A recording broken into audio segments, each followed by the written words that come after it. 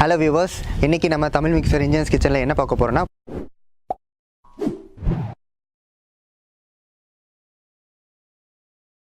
புதினா ரைஸ் எப்படி செய்கிறதுன்னு தான் நம்ம பார்க்க போகிறோம்.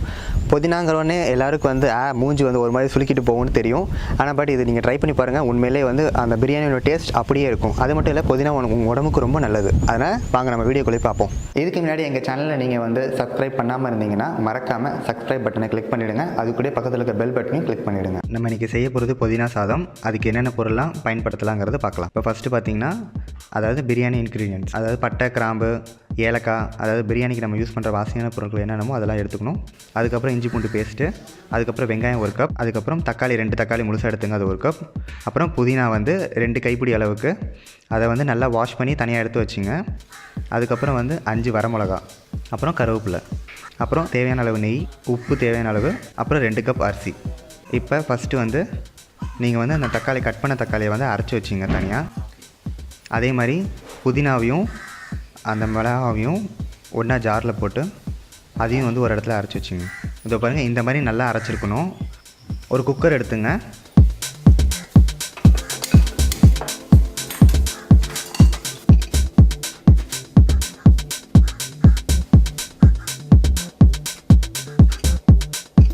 இப்போ ஃபஸ்ட்டு குக்கர் நல்லா காஞ்சதுக்கப்புறம் 2 ஸ்பூன் நெய் விட்டுங்க.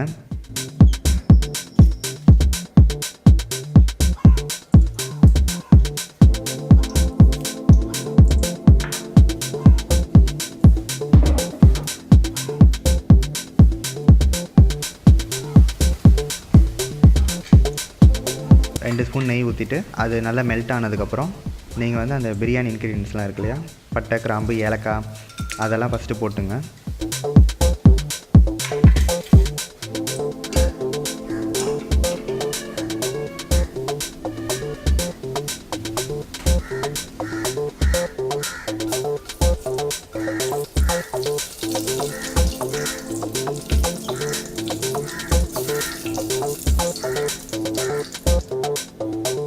அது லைட்டாக அந்த ஸ்மெல் வர ஆரம்பித்தோன்னே அதுக்கப்புறம் வெங்காயம், நீங்கள் கட் பண்ணி வச்சுருந்த வெங்காயம் 1 கப், அதை போட்டு நல்லா வதக்கிங்க.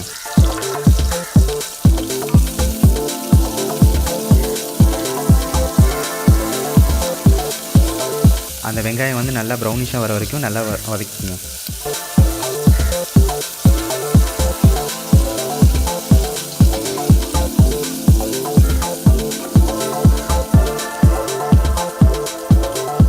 அப்புறம் கருவேப்பிலை உங்களுக்கு எவ்வளோ தேவையோ அவ்வளோ போட்டுக்கலாம். அது நம்மளோட தேவைக்கு தான்.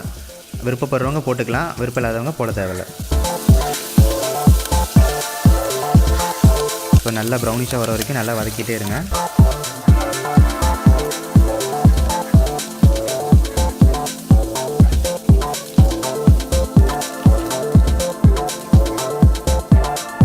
அப்புறம் இஞ்சி பூண்டு பேஸ்ட்டு 2 ஸ்பூன் இஞ்சி பூண்டு பேஸ்ட் போட்டிருக்கேன்.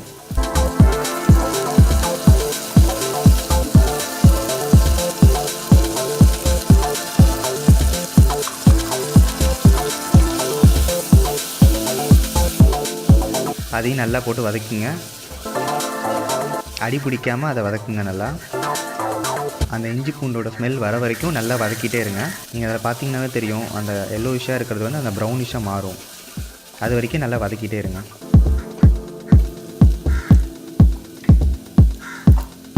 நல்லா வதக்கிட்டு நம்ம அந்த அரைச்சி வச்சிருந்த தக்காளி அதில் கொட்டிடுங்க. கொட்டிட்டு நல்லா கொதிக்க வைக்கணும். அந்த தக்காளியோட ஸ்மெல் நல்லா போகிற வரைக்கும் நல்லா கொதிக்க வைங்க. ஏன்னா இல்லைன்னா அப்புறம் உங்களுக்கு அந்த ரைஸ் வந்ததுக்கப்புறம் அது தக்காளி சாதமாக ஆகிடும், புதினா சாதம் இல்லாமல். அடி பிடிக்காமல் நல்லா வதக்கிட்டே இருங்க.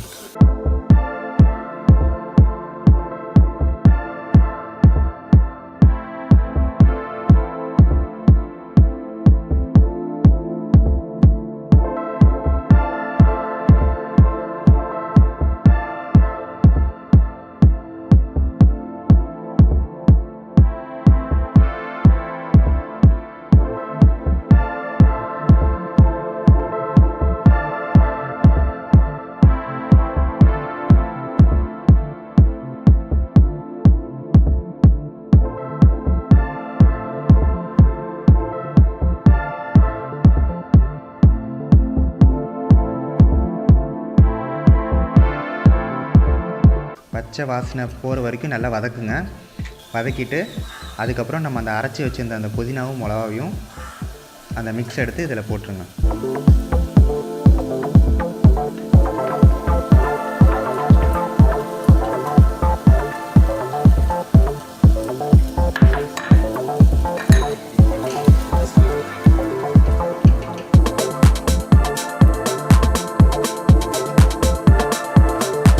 அதை வந்து நல்லா வந்து மிக்ஸ் பண்ணிவிடுங்க அந்த தக்காளியோடு சேர்ந்து.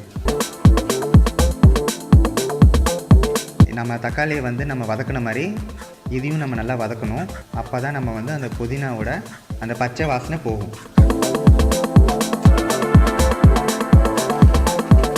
நல்லா அடி பிடிக்காமல் வந்து நல்லா வந்து வதக்கிட்டே இருங்க. இப்போ கலர் வந்து எப்படி சேஞ்ச் ஆகிருக்குன்னு பாருங்கள். இந்த மாதிரி வர்றப்போ தான் நீங்கள் வந்து தண்ணி வந்து அதாவது அரிசிக்கு எவ்வளோ கப் தேவையோ அவ்வளோ கப் தண்ணி எடுத்துங்க. நான் 2 கப் அரிசி எடுத்துக்கிட்டேன், அதனால் நான் வந்து 4.5 கப் தண்ணி எடுத்துருக்கேன். நல்லா வந்து மிக்ஸ் பண்ணிக்கிறேன். மிக்ஸ் பண்ணி நல்லா கொதிக்க விடணும் அதை தண்ணியை. அதுக்கப்புறம் நம்ம அந்த 2 கப் அரிசி வச்சுருந்தோம்ல, நல்லா கழுவி வடிகட்டி வச்சுருந்த அந்த அரிசியை, ஸோ அந்த அரிசியை வந்து இதில் வந்து நான் கொட்டிட்டேன். இப்போ கொட்டிட்டு நல்லா மிக்ஸ் பண்ணிவிடுங்க.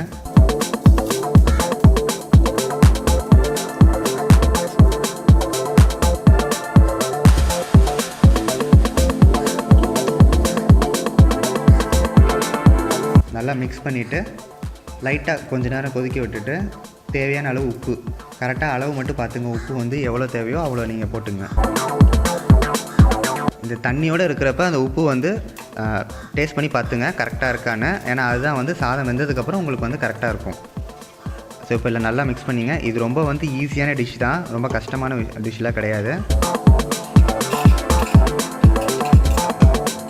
அரிசியை வந்து கழுவி வடிகட்டி தனியாக வச்சுருந்ததுனால நான் வந்து இப்போ வந்து 2 விசில் தான் வைக்கிறேன். அதனால் வந்து உங்களுக்கு சீக்கிரமாக வந்து வெந்துடும்.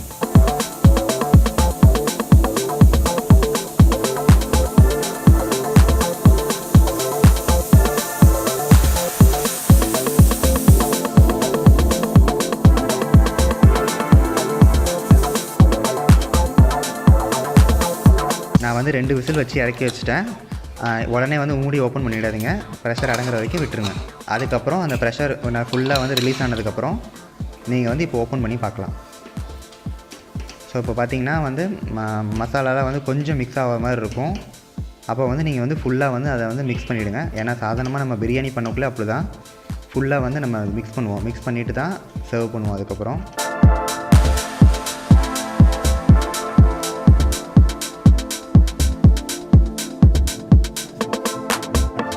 இப்போ நம்ம வந்து புதினா சாதம் வந்து ரெடி ஆயிடுச்சு. இப்போ ஒரு பவுல் எடுத்து அதை சர்வ் பண்ணலாம்.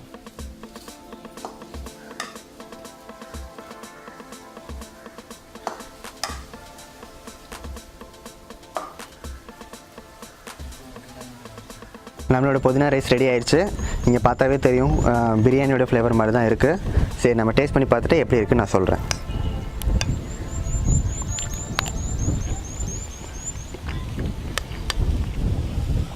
சொன்ன மாதிரியே பிரியாணி டேஸ்ட் தான் வந்திருக்கு. அதில் மறக்காமல் நீங்களும் உங்கள் வீட்டில் ட்ரை பண்ணி பாருங்கள். அது மாதிரி இல்லை, புதினா உடம்புக்கு ரொம்ப நல்லது. முக்கியமாக வந்து யூட்ரஸ் ப்ராப்ளம்க்கு, ஸ்கின்னுக்கு, அலர்ஜிக்கு, கோல்டுக்கு எல்லாத்துக்குமே இது ஏற்றுக்கும். அதனால் மறக்காமல் ட்ரை பண்ணி பாருங்கள். இந்த வீடியோ உங்களுக்கு பிடிச்சிருந்தால் மறக்காமல் லைக் பண்ணுங்கள், கமெண்ட் பண்ணுங்கள், ஷேர் பண்ணுங்கள், மறக்காமல் சப்ஸ்கிரைப் பண்ணுங்கள்.